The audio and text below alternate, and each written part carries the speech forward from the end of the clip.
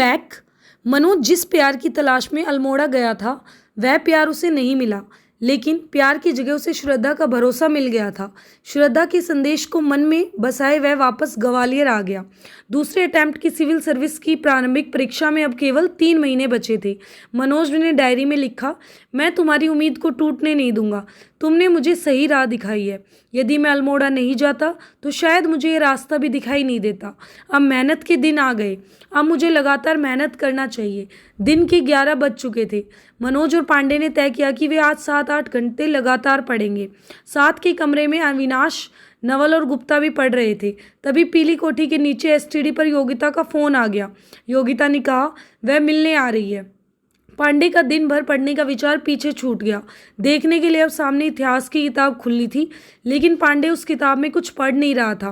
पूरी दोपहर ऐसे ही इंतजार करते हुए उसकी कट गई, पर योगिता नहीं आई, न पढ़ाई हुई। वह कभी छत पर जाता, कभी नीचे। वह योगिता के इंतजार में मचलते भूत की तरह पीली कोठी में भटकता रहा। योगिता के आने तक पांडे को अपना समय काटना था। इस उद्देश्य से वह नवल के कमरे पर चला गया। उसे देखकर नवल ने कोई प्रतिक्रिया नहीं की। अर्थात नवल नहीं चाहता था कि पांडे वहां खड़ा होकर उसकी पढ़ाई डिस्टर्ब करे। नवल का स्पष्ट चेहरा देख पांडे समझ गया कि उसे यहाँ से चले जाना चाहिए।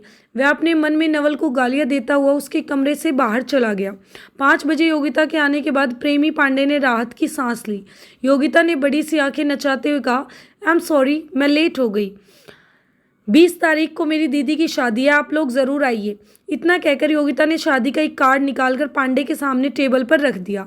5 घंटे के इंतजार के बाद पांडे को अपनी प्रेमिका का 5 मिनट साथ होना नसीब हुआ। योगिता के जाने के बाद वह लंबी सांस लेकर पलंग पर लेट गया। यहाँ सुख की सांस थी। उसने महसूस किया कि अब वह पढ़ सकता है। सिविल सर्विसेज की प्रीलिम्स के लिए अब माहौल सकारात्मक है। उसने किताब उठा ली। 10 मिनट किताब पकड़े रहने के बाद पांडे ने योगिता की दीदी की शादी का कार्ड उठा लिया और उसे बारीकी से निहारता रहा। फिर उसकी इच्छा टेप पर गाने सुनने की होने लगी। उसने फिर से मोहब्बतें फिल्म का गाना सोनी सोनी अखियों वाला लगा दिया। गाने की आवाज़ फुल थी। पास के कमरे में नवल को इस गाने में पढ़ाई में डिस्टर्ब होने लगा। उसने पांडे के कमरे में आकर मनोज से कहा, गाने की आवाज़ कम कर दो। मनोज ने गाने की आवाज़ कम कर दी। नवल आपस अपने कमरे में चला गया। पांडे ने मनोज से कहा, ये नवल पढ़ने का अभिनय बहुत करते हैं। हम क्या पढ़ाई नहीं करते? हमें तो गाने से डिस्टर्ब नहीं होता, उल्टे जब गाना चलते हैं तो हम और अच्छा पढ़ते हैं। पांडे ने उसके बाद नवल का जी भरकर उसे गालियाँ दी। मनोज के पैसे खत्म हो गए थे। उसे पता चला कि पिता गांव आए हैं। अब उनसे मिलने और आगे की पढ़ाई के लिए पैसे लेने गांव चला गया। बस से उतरते ही पुलिया पर उसे विष्णु और बल्ले मिल गए। विष्णु सरकारी स्कूल में टीचर बन गया था। मनोज को देखते ही विष्णु बोला, क्यों मनोज आ गया? कब तक बनेगा डिप्टी कलेक्टर? बहुत साल हो गए अब तो। मनोज को उम्मीद नहीं थी कि गाँव में प्रवेश करते ही उसे इस तरह का व्यंग सुनना पड़ जाएगा। उसने विष्णु को समझाते हुए कहा, हो जाएगा विष्णु, समय लगता है। पर विष्णु अपने पुराने 12th फेल दोस्त का स्तर जानता था। उसे लगता था कि मनोज सिर्फ मस्ती मज़े के लिए ग्वालियर में रह रहा है। उसकी नज़र में मनोज को शहर की हवा लग चुकी है। तू ना मुझे पागल नहीं बना सकता, मैं जानता हूँ तुझे और तेरी पढ़ाई को। और विष्णु को मनोज पर बिल्कुल भरोसा नहीं था। बल्ले ने टेम्पो चलाना बंद कर दिया था। वह जोरा में कंस्ट्रक्शन का काम करने लगा था। उसने मनोज पर व्यंग्य करते हुआ, जे मूछे काहे कटाई ली, चश्मा लगाए लियो, मोए तो ते लक्षण ठीक ना लग रहे, मोए तो लगते हैं तेने मोड़ी फसाई ली है ग्वालियर में। देखिए भैया, नाक ना कटा दे ये गाँव की। अपने दोस्तों की बातें सुनकर मनोज अपमानित सा अपने घर की ओर चल दिया। पिता कमरे के बाहर बरामदे में अपने कागज लिए बैठे थे। कमलेश कहीं बाहर गया हुआ था। माँ पड़ोस में चर्चा के लिए गई थी। छोटी बहन रजनी घर का काम कर रही थी। गांव आते ही मनोज को लगा कि श्रद्धा कितनी दूर की कल्पना है। वह श्रद्धा का घर और इसका खूबसूरत शहर देखकर आया था। श्रद्धा के शहर के सामने उसका गांव कितना घटिया कमज़ोर है। इस माहौल में किसी को बात करने की तमीज़ नहीं है। सब गंदा बोलते हैं, व्यंग करते हैं। कहाँ श्रद्धा का घर और कहाँ उसका घर। उसे समझ आ गया कि श्रद्धा को लेकर उसकी कल्पना कितनी अव्यवहारिक है। पिता ने मनोज को देखा तो हुंकारते हुए बोले, कब आए हो? मनोज ने जवाब का इंतजार किए बिना पिता से अपनी बात कहनी शुरू कर दी। अब वे फिर मेरा ट्रांसफ़र करवो चाह रहे हैं, देखे कैसे करते हैं, सबकी खटिया खड़ी कर दूंगो। क्या समझता है डिप्टी डायरेक्टर बेईमान साला। 1 साल से पिता की नौकरी व्यवस्थित चल रही थी, पर पिता ने अब फिर से जंग खा रहे थे अपने हथियारों को चमकाना शुरू कर दिया। मनोज समझ गया था कि पिता विश्राम के बाद फिर से जंग के लिए तैयार हो गए हैं, कभी भी फिर से सस्पेंड हो सकते हैं। मनोज ने आज पहली बार अपने पिता से घर की अर्थव्यवस्था को ठीक बनाए रखने की विनती की। पापा, 2-3 साल ठीक से नौकरी कर लो, मेरी पढ़ाई चल रही है, दिल्ली जाऊंगा, कोचिंग के लिए पैसों की ज़रूरत पड़ेगी। पिता ने उसे अनसुना करते हुए कहा, तू जानता नहीं है उन लोगों को, बहुत हरामी है, मैं सबको ठीक कर दूंगा। मनोज समझ गया कि संकट बढ़ने वाला है। पिता फिर से संघर्ष के मूड में आ चुके हैं। अब उन्हें किसी भी तरह नहीं रोका जा सकता। किसी भी दिन खबर आ सकती है कि पिता सस्पेंड हो गए। दूसरी तरफ दिल्ली जाए बिना सिलेक्शन नहीं होगा। सिविल की प्रीलिम्स ग्वालियर से निकल सकती है, पर मुख्य परीक्षा के लिए दिल्ली जाना जरूरी है। मनोज अगले दिन माँ से 2,000 रुपये लेकर वापस ग्वालियर चला गया। रास्ते भर वह सोचता रहा कि व्यर्थ ही इतने बड़े सपने देख रहा है। IAS IPS, श्रद्धा PSC, उम्मीद के साथ गांव जाने वाले मनोज लौटते समय अपने नाउम्मीद और हताशा लेकर चला गया। योगिता की दीदी की शादी में जाने के लिए पांडे और मनोज तैयार हो गए। अविनाश के पास लाल रंग की मारुति कार थी। कार से प्रेमिका के यहाँ जाने से पांडे का प्रभाव पड़ता, इसलिए उसने शादी में जाने के लिए अविनाश को भी तैयार कर लिया। शादी के सुस्वादु भोजन के बदले अपनी कार ले जाने के लिए अविनाश तैयार हो गया। शादी में योगिता के सौंदर्य को देखकर पांडे आश्चर्यचकित रह गया। अपनी पसंद पर गर्व करते हुए उसने अविनाश को कोनी मारते हुए कहा, देखो अविनाश, योगिता कितनी सुंदर है। अविनाश स्पष्ट उद्देश्य से आया था। उसे इन बेकार की बातों में कोई रुचि नहीं थी। उसने व्यर्थ समय बर्बाद नहीं किया। उसने पांडे की बात पर ध्यान नहीं दिया और अपनी प्लेट सजा के पांडे के पास खड़ा हो गया। अविनाश, पांडे, मटर पनीर बहुत अच्छा है, तुम भी प्लेट ले लो, ज़्यादा वक्त बर्बाद करने की ज़रूरत नहीं, चलकर पढ़ना भी है। अविनाश ने पांडे को इस रोमांटिक मौके पर पढ़ाई की याद दिला दी, पर पांडे की भूख प्यास मर चुकी थी। पांडे भूल चुका था। वह मेहमानों से बात करते हुए मुस्कुराती योगिता को ही निहार रहा था। पांडे ने इस बार मनोज से कहा, देखो मनोज, योगिता कितनी खुश है। मनोज ने पांडे को संतुष्ट किया। मुझे तो लगता है कि वह तुम्हारे कारण ही खुश है। उसकी खुशी छुपाए नहीं छुप रही।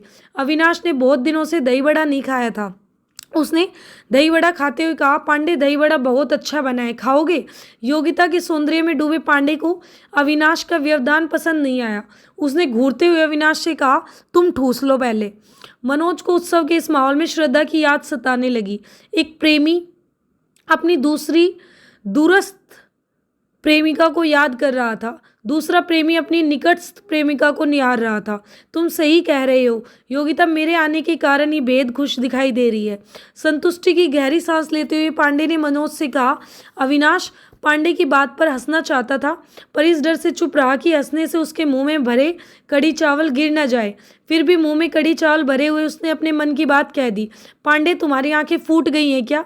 अविनाश बिन बुनाई शादी में केवल भोजन करने आया था, पर उसने पांडे को यथार्थ के दर्शन कराने का अपना दायित्व निभाया। पांडे ने अविनाश से गुस्से में कहा, उल्टी सीधी बात बहुत करते हो तुम क्या जानो प्यार की खुशी क्या होती है? तुम्हें यहाँ लाकर हमने बहुत बड़ी गलती कर दी। बताओ अब क्या कहना चाहते हो? अविनाश की नज़र बारीक थी। उसने पांडे को दिखाया जो प्यार में अंधा पांडे नहीं देख पा रहा था। अविनाश ने चाशनी वाले गरम गुलाब जामुन का आनंद लेते हुए कहा, योगिता तुम्हारे कारण नहीं चहक रही पांडे, वो देखो काले कोट में तुमसे लंबा और सुंदर लड़का खड़ा है ना, उसके कारण चहक रही है। पांडे और मनोज ने देखा कि योगिता एक स्मार्ट लड़के से हंस हंस कर बात कर रही थी। पांडे ने इस दृश्य को देखकर अविनाश का विरोध किया। अविनाश, तुम कैसे हो? यहाँ कई लोग योगिता के मेहमान हैं, हंसकर बात करना मेहमान का धर्म है। मत मानो पांडे, यदि नहीं मानना तो, पर उस लड़के से ही चक्कर है योगिता का, तुम बेकार में ही बीच में कूद रहे हो। अविनाश ने आत्मविश्वास से कहा। पांडे अब चौकन्ना हो गया। उसे उम्मीद नहीं थी कि योगिता उसके कारण नहीं किसी और लड़के के कारण खुश है। अविनाश ने कॉफ़ी पीते हुए फाइनल निर्णय सुनाया, पांडे तुम्हारा अब यहाँ कोई काम नहीं है। तुम्हारी योगिता ने तुमसे ज़्यादा स्मार्ट और संभावनाशील लड़का ढूंढ लिया है। चलो अब चलकर पढ़ाई करो। पांडे तनाव में था। उसने चिढ़कर कहा, मैं नहीं मानता तुम्हारी बात, मैं खुद पता लगाता हूँ। रुको पांडे, मैं पता लगाता हूँ, तुम शांत रहो। मनोज ने विचलित पांडे को कंट्रोल करते हुए कहा। योगिता के पास पहुंचकर मनोज योगिता को परखने की उद्देश्य से बोला, योगिता अब हम लोग चलते हैं। जब तक योगिता कुछ बोलती, मनोज ने योगिता के साथ खड़े लंबे और स्मार्ट लड़के से हाथ मिलाकर कहा, हेलो मैं मनोज। लड़के ने विनम्रता से कहा, हेलो मैं शशांक। योगिता ने शशांक का परिचय दिया, ये शशांक है, जीजा जी के रिश्तेदार, इंग्लैंड में सॉफ्टवेयर इंजीनियर है। यह एक अधूरा और आशंकित करने वाला परिचय था। पास खड़ा पांडे समझ गया कि इस लड़के के सामने वह कुछ भी नहीं है। शादी की लाइटिंग और चकाचौंध में पांडे का चेहरा फीका पड़ गया। उसे अपनी हार एकदम सामने दिखाई देने लगी। पांडे कुछ बुझ गया। लड़का उन लोगों से विदा लेकर चला गया। मनोज पूरी तरह कंफर्म करना चाह रहा था कि वास्तविकता क्या है। मनोज ने योगिता से कहा, योगिता, शशांक अच्छा लड़का है। योगिता को मनोज का आशय समझने में वक्त नहीं लगा। उसने मनोज से बड़ी उत्सुकता से पूछा, सच में? मनोज ने पूरी जांच पड़ताल के उद्देश्य से कहा, योगिता, इंग्लैंड जाकर हम लोगों को भूल मत जाना। योगिता शर्मा गई। उसने अपना सिर केवल ना के इशारे में हिलाया, जिसका अर्थ था कि वह इंग्लैंड जाकर इन दोनों को नहीं भूलेगी। पांडे को अब कोई फर्क नहीं पड़ता कि इंग्लैंड जाकर योगिता को उसको याद करेगी या भूल जाएगी। कुछ देर खामोशी बनी रही। पांडे की हिम्मत योगिता के चेहरे की ओर देखने की नहीं हो रही थी। योगिता ने मनोज से कहा, आप लोग खाना खाकर ही जाइए। योगिता ने पांडे की तरफ देखा भी नहीं, वह दूसरी तरफ चली गई। अविनाश ने देखा कि अब पांडे और मनोज अकेले हैं तो वह लपक कर आ गया। मनोज ने अविनाश से कहा, तुम सही थे अविनाश, योगिता इस इंग्लैंड वाले लड़के से प्यार करती है। अविनाश ने पांडे से व्यंग्य में कहा, पांडे अब चलें या खाना खाकर जाओगे? एमए हिंदी में लात मारकर सॉफ्टवेयर इंजीनियर के साथ तुम्हारी प्रेमिका निकल ली इंग्लैंड। पढ़ लो, नहीं तो कहीं के नहीं रहोगे। मनोज ने पांडे से कहा, पांडे खाना खा लेते हैं, देर हो रही है। पांडे अविनाश से कुछ नहीं बोला था, पर उसके भीतर आग लगी हुई थी। योगिता से कुछ कहने की हिम्मत पांडे की नहीं थी, इसलिए वह मनोज पर फट पड़ा।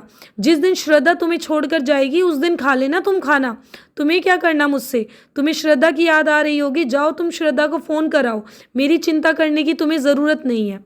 पांडे ने अपने लुट चुके प्यार का गुस्सा मनोज पर उतार दिया।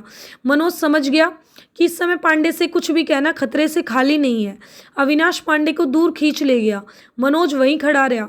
डीजे पर कमबख्त इश्क है जो सारा जाए वो गाने पर कुछ लोग डांस कर रहे थे। सुखविंदर और आशा भोसले के इस गाने से मनोज अपने अधूरे इश्क में डूब गया। उसे लग रहा था यह गाना जैसे उसी के लिए गाया गया है। ये इश्क इश्क हिम्मत, ये इश्क इश्क किस्मत है, ये इश्क इश्क ताकत है।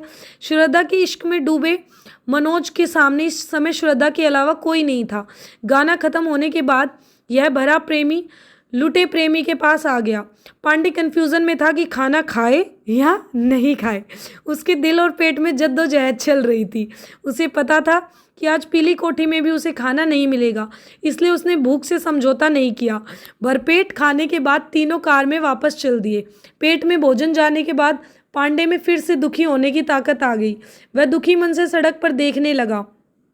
पांडे की रोने की इच्छा होने लगी, पर रोने के लिए कार उसे उपयुक्त नहीं लग रही थी। अविनाश ने दोनों प्रेमियों से कार चलाते हुए कहा, कंपटीशन की तैयारी करने वालों के लिए प्रेमिकाएं मीठा जहर होती हैं, जिनसे शुरुआत में ही हाथ जोड़ लेना चाहिए, नहीं तो वे जान लेकर ही छोड़ती हैं। अविनाश ने प्रेम और प्रेमिका के बारे में अपना विचार दोनों प्रेमियों को बता दिया। दोनों प्रेमी अविनाश की बात से सहमत नहीं दिखे तो अविनाश ने अपनी बात आगे बढ़ाई। प्रेमी तो कुत्ते होते हैं जो उनके पीछे पढ़ाई लिखाई छोड़कर लपलपाई जीभ निकालकर भागते रहते हैं। क्यों पांडे? अविनाश ने पांडे को कुत्ता कह दिया था और अविनाश उसकी स्वीकृति भी पांडे से चाहता था। पांडे जोर जोर से हंसने लगा। हाँ मैं कुत्ता हूँ मैं कुत्ता। इतना कहकर उसकी रुलाई फूट गई और वह अविनाश से लिपट कर रोने लगा। अविनाश को इस लिपटने से कार चलाने में असुविधा होने लगी। उसने पांडे को अपने से अलग किया और कहा, पांडे कार चलाने दो, अभी घुस जाएगी किसी में।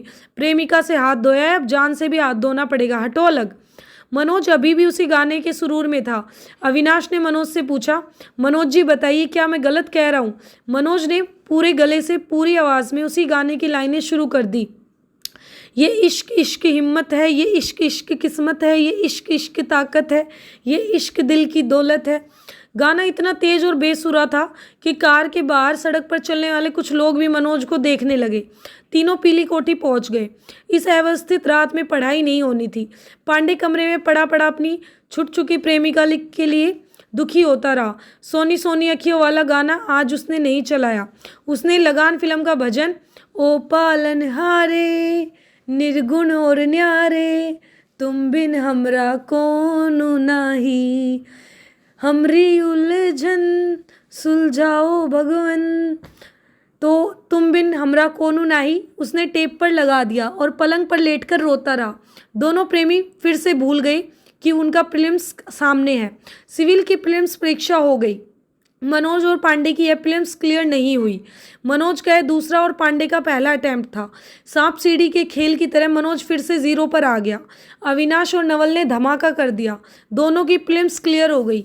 युद्ध का पहला मोर्चा जीतने के कारण नवल की इच्छा फिर से अपने दुश्मनों को अपमानित करने के लिए होने लगी। मनोज के कमरे पर नवल ने मंद मंद मुस्कुराते हुए व्यंग्य के तीर से पांडे को घायल करना शुरू किया। पांडे, ऐश्वर्या राय ने तुम्हें बर्बाद कर दिया। पांडे को नवल का यह कथन समझ नहीं आया। उसने चिढ़ते हुए पूछा, कौन ऐश्वर्या? वहाँ सोनी सोनी अखियों वाली जिसके इंतजार में तुम प्रीलिम्स ठीक से नहीं दे पाए। नवल ने अपने होठ वक्र करते हुए पांडे से कहा, मैं किसी लड़की के कारण डिस्टर्ब नहीं हुआ। वो तो इस साल इतिहास के पेपर में प्रागैतिहासिक भारत और दक्षिण भारत के ज़्यादा प्रश्न आए जिसकी तैयारी हम लोग ठीक से नहीं कर पाए। अविनाश बीच में कूदा, पांडे प्रीलिम्स की तैयारी पूरे सिलेबस की करनी पड़ती है। अंदाज के आधार पर तैयारी करने से रिजल्ट यही होता है जो आपका हुआ है। नवल ने इस बार मनोज से कहा, मनोज, एक बार प्रीलिम्स क्लियर होने के बाद दूसरी बार फेल हो जाना सच में चिंता की बात है। मनोज इस बात का कुछ उत्तर देता इसके पहले ही नवल अविनाश की तरफ मुड़ा। अविनाश, मैं अब ग्वालियर में समय बर्बाद नहीं करना चाहता, इसलिए कम हम कोचिंग के लिए दिल्ली जाएंगे। इतना कहकर नवल उठा और पांडे की तरफ देखते हुए पड़ोसन फिल्म के गाने की पंक्तियां गुनगुनाने लगा, नाच न जाने आंगन टेढ़ा। इसके बाद टेढ़ा शब्द को मात्रा डे की तरह अलग अलग तरीके से गाता हुआ अपने कमरे में और चला गया। पांडे और मनोज नवल के घातक व्यंग को सुन मन मसोर कर रह गए। मनोज के आत्मविश्वास की धज्जियां उड़ गई। मनोज को समझ नहीं आ रहा कि इस परीक्षा में हर साल नए सिरे से तैयारी करनी पड़ती है। पिछले अटैम्प्ट की सफलता अगले अटैम्प्ट में सफलता की गारंटी नहीं हो सकती। उसे लगने लगा जब प्रीलिम्स में नहीं हुआ तो मेंस और इंटरव्यू तो बहुत दूर की बात है। दिल्ली में पहले अटैम्प्ट की प्रीलिम्स की सफलता अब बेमानी हो गई थी। कठिन प्रतियोगी परीक्षाओं की वास्तविकता उसे समझ आ गई। इसलिए इन परीक्षाओं में सिलेक्शन मुश्किल है। सपना देखने के बाद भी हर कोई सफल नहीं हो पाता। हजारों लाखों लोगों ने अपने आप को बेहतर सिद्ध करने के लिए उन सब में बेहतर बनना पड़ता है। वह तो पास के कमरे के नवल और अविनाश से ही बेहतर बन पाया। फिर पूरे देश में तो कितने प्रतियोगी उससे ज़्यादा मेहनत कर रहे हैं, उससे ज़्यादा योग्य हैं। वह कैसे पूरे देश के प्रतियोगों को पछाड़कर आगे बढ़ पाएगा, उसे समझ नहीं आ रहा था। उम्मीद थी तो केवल हिंदी की। हिंदी साहित्य में उसके लेखन पर विकास सर ने भरोसा जताया था। विकास सर के एक टेस्ट का मूल्यांकन उसके मन की उम्मीद को मरने नहीं दे रहा था। इसलिए असफलताओं के बावजूद वह मैदान छोड़कर भाग नहीं सकता था। धैर्य के साथ पढ़ाई करने के अलावा दूसरा कोई रास्ता उसके पास नहीं था। उसके सामने अब उत्तर प्रदेश पीएससी की मुख्य परीक्षा थी, पर उसकी अभी कोई डेट नहीं आई थी। तीसरे अटैम्प्ट की प्रीलिम्स अगले साल मई में होगी। लंबी मैराथन के लिए फिर उसे तैयार होना है। लेकिन इस असफलता के बावजूद श्रद्धा के प्यार को वह दिल से नहीं निकाल सका।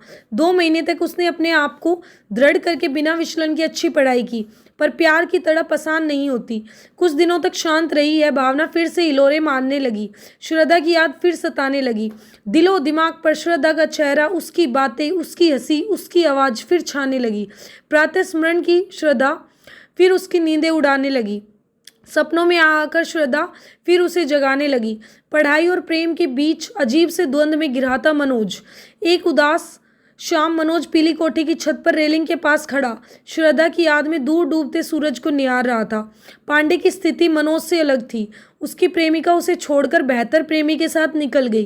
प्रेम और प्रेमिका से दूर होने के कारण पांडे के भीतर प्रेम से नुकसान नाम का ज्ञान अचानक पैदा हो गया। पांडे ने मनोज को समझाया, मनोज, प्यार ने मुझे और तुम्हें बर्बाद कर दिया। अब हमें सब कुछ छोड़कर केवल पढ़ाई पर ध्यान देना चाहिए। मनोज ने डूबते हुए सूरज को देखते हुए जवाब दिया, मेरी रणनीतिक गलती के कारण प्रीलिम्स क्लियर नहीं हुई। श्रद्धा के प्रति मेरा प्यार तो मुझे अधिक पढ़ने के लिए प्रेरित करता है।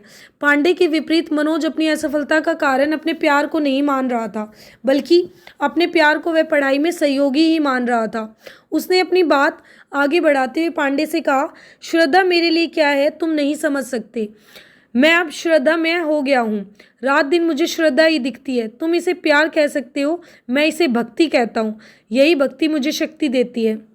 मनोज ने इन दिनों प्यार, भक्ति, भय, पढ़ाई, संकल्प का आपस में घालमेल कर दिया। पांडे ने उसे समझाने की असफल कोशिश बंद कर दी। पांडे ने मनोज से कहा, मनोज हम त्यागी जी के घर चलते हैं, उनसे बात करके पढ़ाई का मोटिवेशन मिलता है। मनोज भी बहुत दिनों से त्यागी जी से नहीं मिला, इसलिए दोनों उनके घर चले गए। त्यागी जी अपनी बैठक में हमेशा की तरह पलंग पर लॉर्ड सिटी की किताब पढ़ रहे थे।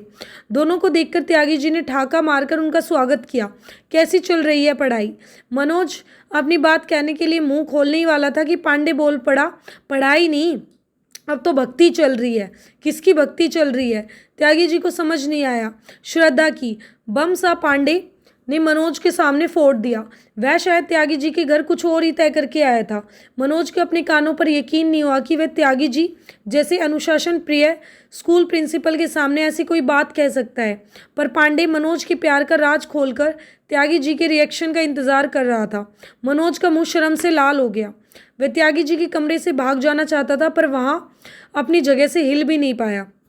त्यागी जी कुछ पूछते उसके पहले पांडे ने शुरू कर दिया। श्रद्धा से कुछ दिन पहले तक मनोज जी प्रेम करते थे, पर अब वह कह रहे हैं कि भक्ति करने लगे हैं।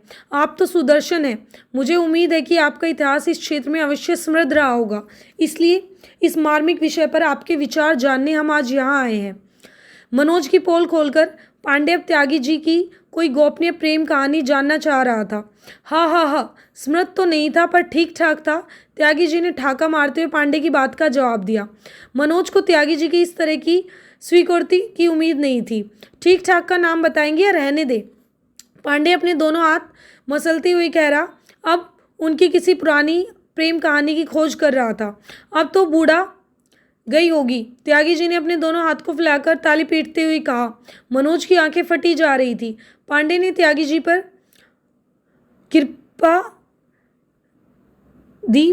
उसने उनकी बूढ़ी हो चुकी पूर्व प्रेमिका का नाम जानने की इच्छा ज्यादा जिद नहीं की। मनोज जी श्रद्धा से बात किए बिना नहीं रह पा रहे। वे अत्यंत विचलित है। मनोज की पढ़ाई डिस्टर्ब हो चुकी है। जब ये कह रहे हैं श्रद्धा इन्हें पढ़ाई के लिए प्रेरित करती है, शक्ति देती है। पांडे ने त्यागी जी से मनोज की मनोदशा का वर्णन किया।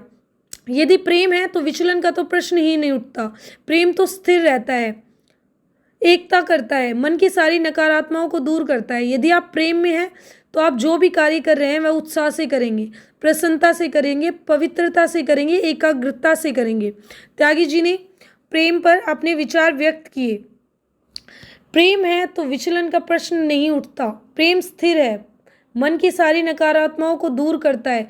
यदि आप प्रेम में हैं और जो कार्य कर रहे हैं तो उत्साह से और प्रसन्नता से, पवित्रता से और एकाग्रता से करेंगे।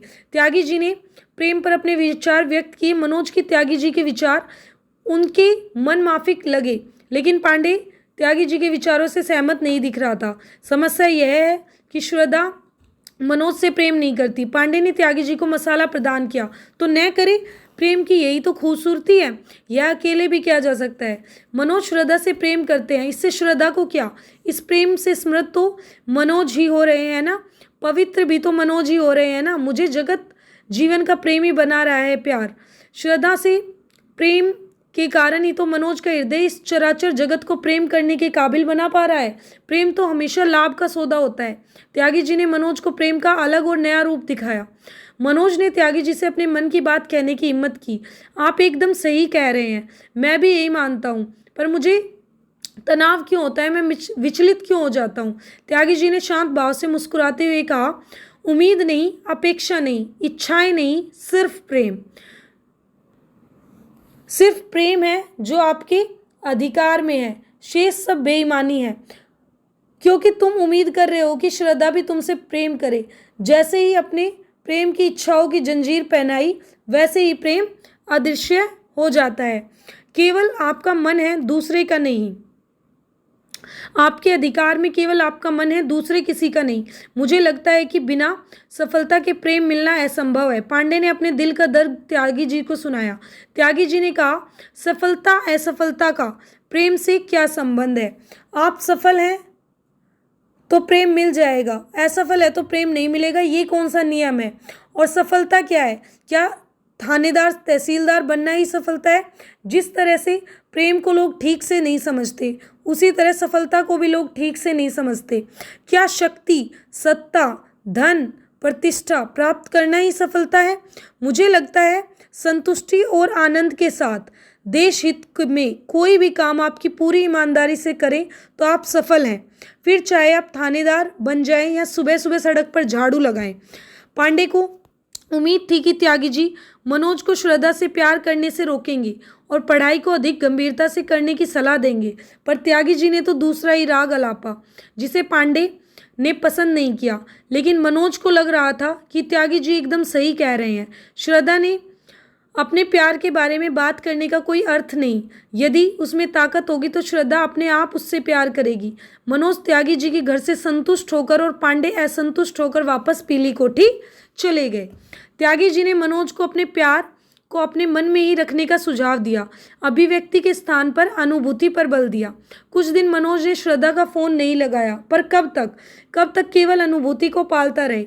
जब कुछ दिनों तक श्रद्धा से बात नहीं होती तो थोड़ी देर के लिए वह संशय का, अविश्वास का धुआं उठने लगता। कितना क्षणिक है ना सब, एक पल में भरपूर विश्वास तो दूसरे ही पल में अविश्वास। अजीब प्यार है यह, जो एक समय में मजबूत दिखता है, फिर खुद को परखने में लग जाता है, डगमगाने सा लगता है। फिर यह अविश्वास, यह परखना, डगमगाना सब अस्थायी लगता है। स्थायी लगता है तो सिर्फ और सिर्फ प्यार, उस प्यार की तड़प, उस प्यार की याद। कुछ दिनों श्रद्धा से बात न करने की तपस्या के बाद मनोज को फिर लगने लगा कि श्रद्धा से बात किए बिना रहना मुश्किल है। ना करूं प्यार की बात, आवाज़ ही सुन लूं, एक बार बात कर लूं, फिर 2-3 महीने की छुट्टी। श्रद्धा भूल तो नहीं गई? अगर भूली तो क्या वह मुझे इतना भी याद करती है जितना मैं उसे याद करता हूँ? जानना भी तो ज़रूरी है। बिना फ़ोन पर बात किए कैसे यह सब जाने? इसलिए एक दिन मनोज ने हिम्मत करके श्रद्धा को एसटीडी से फ़ोन लगा दिया। प्यार की बात तो वह नहीं कर सकता था श्रद्धा से, इसलिए उसने केवल पढ़ाई की बात की। श्रद्धा ने उसे बताया कि उसकी इंटर्नशिप पूरी हो गई है, इसलिए फिर से वह दिल्ली आ रही है। मनोज के लिए अच्छी खबर थी। वह भी अपने 3 अटैम्प्ट और श्रद्धा के साथ तीसरे अटैम्प्ट और श्रद्धा के साथ के लिए दिल्ली जाने के लिए तैयार हो गया। फिर दिल्ली, फिर मुखर्जी नगर, दृष्टि कोचिंग के सामने वाला पार्क। मनोज श्रद्धा का इंतजार कर रहा था। 2 दिन पहले मनोज और पांडे ने दिल्ली के नेहरू विहार में कमरा ले लिया और नए सिरे से पढ़ना शुरू कर दिया। मनोज के पिता अभी सस्पेंड नहीं हुए थे, वह झाबुआ में ही नौकरी कर रहे थे, इसलिए घर की अर्थव्यवस्था पटरी पर थी। माँ ने उसे दिल्ली जाने के लिए 5,000 रुपये दे दिए थे। अविनाश और नवल पहले ही दिल्ली आ गए थे। उन्होंने गांधी विहार में कमरे किराए पर ले लिए थे और मुख्य परीक्षा दे दी थी। गुप्ता भी सबकी देखा देखी दिल्ली आ गया और उसने अविनाश के बगल में गांधी विहार में कमरा किराए से ले लिया। श्रद्धा दिल्ली आ गई थी। उसने 1229 मुखर्जी नगर में उसी हॉस्टल में कमरा ले लिया था जिसमें वह पहले रहती थी। जिद्दी वक्त का पहिया एक बार फिर पीछे घूम गया था। मनोज पर समय भरपूर मेहरबानी कर रहा था। उसकी नज़रें लगातार उस काले फूल वाली ड्रेस पहने उसे आती हुई दिखाई दी। श्रद्धा सुर्ख लाल रंग काले फूल वाली ड्रेस में आई। रेगिस्तान में ठंडी फुहार सी सारी भटकन के बाद एक सुखद आरामगाह सी उम्मीदों के बनने, फिर उसके बिखर जाने की पृष्ठभूमि तो नहीं है यह? मनोज सोचता रहा। कुछ देर दोनों चुप बैठे रहे। फिर श्रद्धा ने मनोज से कहा, कैसे हो? मनोज ने सिर्फ इतना कहा, अच्छा हूँ। फिर आ गया दिल्ली, देखते हैं दिल्ली अब क्या रंग दिखाती है। मनोज का दार्शनिक अंदाज देखकर श्रद्धा ने कहा, दिल्ली अब केवल भरपूर मेहनत ही कराएगी मनोज, टूटकर मेहनत करना बस। मनोज के लिए श्रद्धा का साथ ही बड़ी बात थी। रोज श्रद्धा से मिलने के लिए उसने पढ़ाई को अपना आधार बनाया। मनोज ने श्रद्धा से रोज शाम के 2 घंटे साथ में हिंदी साहित्य पढ़ने का प्रस्ताव दिया तो श्रद्धा तैयार हो गई। श्रद्धा रोज शाम को 2 घंटे मनोज के कमरे पर हिंदी साहित्य पढ़ने जाने लगी। पढ़ाई करने के बाद मनोज उसे छोड़ने उसके हॉस्टल तक आता। एक दिन पढ़ाई करने के बाद वापस आते समय नेहरू विहार से मुखर्जी नगर को जोड़ने वाले संकरे पुल पर मनोज ने श्रद्धा से कहा, श्रद्धा, पिछले 1 महीने से पढ़ाई में जो सघनता आई है वैसी पढ़ाई यदि साल भर कर ली तो हो जाएगा सिलेक्शन। श्रद्धा ने पुल की सीढ़ियाँ उतरते हुए कहा, हम लोग जब तक सिलेक्ट नहीं हो जाते ऐसे ही पढ़ेंगे। श्रद्धा का ध्यान केवल पढ़ाई पर रहता था। मनोज को अब यह उम्मीद सच में हो चली थी कि इस तरह की पढ़ाई चलती रही तो सफलता मिल जाएगी। हॉस्टल पहुंचने पर श्रद्धा कुछ देर खड़ी रही, फिर मनोज से बोली, मुझे बत्रा तक जाना है, किताबें रखने के लिए एक रैक खरीदना है, क्या तुम चलोगे? मनोज तो अधिक से श्रद्धा के साथ टाइम बिताना चाहता था। दोनों चले गए। वहां पहुंचकर श्रद्धा ने एक रैक खरीदा। श्रद्धा ने रैक के लिए रिक्शा बुलाया तो मनोज ने कहा कि एक छोटी सी रैक तो है, मैं ही लेके चलता हूँ। श्रद्धा कुछ कहती उससे पहले मनोज अपनी मस्ती में मुस्कुराते हुए अपने कंधे पर रैक उठाकर चलने लगा। हॉस्टल पहुंचकर श्रद्धा ने मनोज से थैंक यू कहा। मनोज कुछ देर तक थैंक यू बोलने के बाद श्रद्धा के चेहरे पर आत्मीयता के भाव को देखता रहा। फिर मनोज से पूछा, जाऊं? श्रद्धा ने मुस्कुराकर हल्के से सिर हिलाया और मनोज को जाते हुए देखती रही। मनोज जब कमरे पर पहुंचा तो पांडे नाराज बैठा था। पांडे ने उससे पूछा, इतनी देर कहाँ हो गई? श्रद्धा को रैक दिलाने गया था।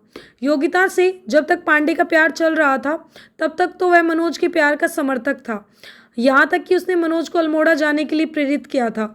पर योगिता के जाते ही उसने गिरगिट की तरह रंग बदल दिया। उसने मनोज से कहा, मनोज, श्रद्धा पर्याप्त चतुर है, वह तुमसे प्यार नहीं करती, उसे हिंदी साहित्य पढ़ना है इसलिए आती है यहाँ। ये लड़कियाँ खूब जानती है किससे क्या काम निकालना है।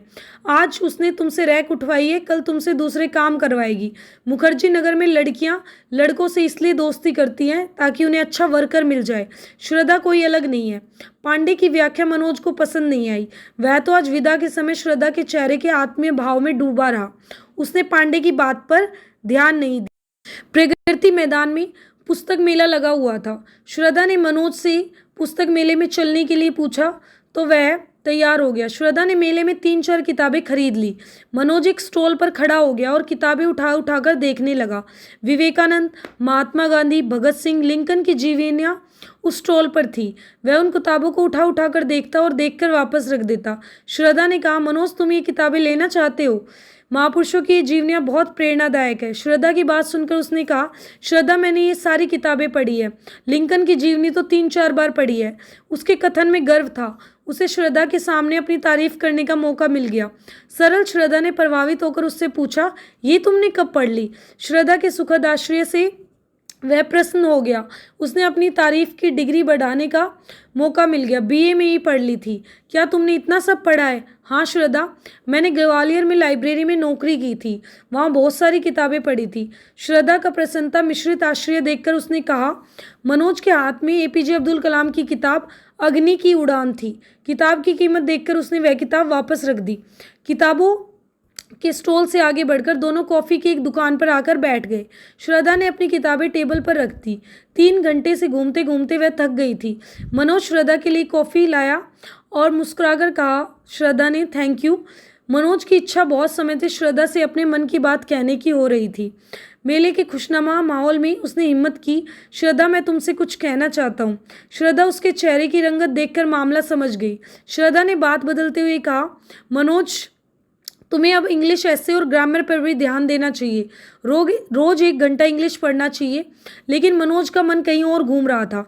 श्रद्धा ने जैसे मनोज को जगाते हुए कहा, सुन रहे हो ना मेरी बात? श्रद्धा की बात सुनकर मनोज ने कहा, श्रद्धा, तुम कुछ कहती हो और तुम्हारी आंखें कुछ कहती है, मैं किसकी सुनूं?